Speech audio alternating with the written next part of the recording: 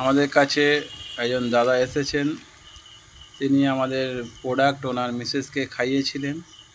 তো ডাক্তারবাবু ওনার মিসেসকে যেটা বলেছিল আর আমাদের প্রোডাক্ট খাওয়ার পরে ডাক্তারবাবু এখন কি বলছেন আমরা শুনে নেব সেই পেশেন্ট পার্টির মুখ থেকেই। বলুন স্যার।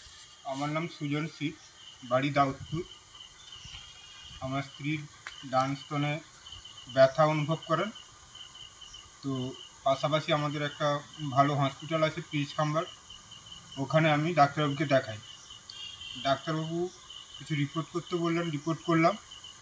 রিপোর্ট করার পরে উনি দেখে বললেন যে এটা খুব ক্রিটিক্যাল সমস্যা, ক্যান্সারের দিকে এগোচ্ছে, তুমি অন্য কোথাও দেখাও। তো অন্য কোথাও দেখাতে গেলে তো অনেক ব্যাপার আছে। আমি আমার যে বস শিবরামবাবু, শিবপদবাবু, মানে হেনুদা, ওনাকে কিন্তু আমি ব্যাপারটা বলি। উনি আমাকে একটা গাইনো দিলেন, আর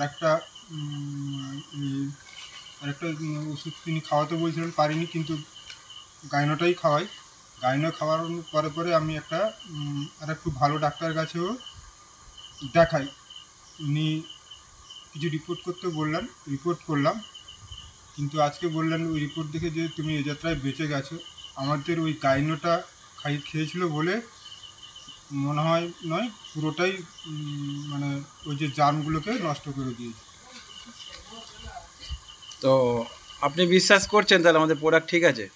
আমি কিছু বিশ্বাস করি না করি, আপনাদের যে তুলসী আর গাইনো, এই দুটার উপরে আমার পূর্ণ আস্থা আছে, কারণ আমি এই দুটা ব্যবহার করি। ঠিক আছে।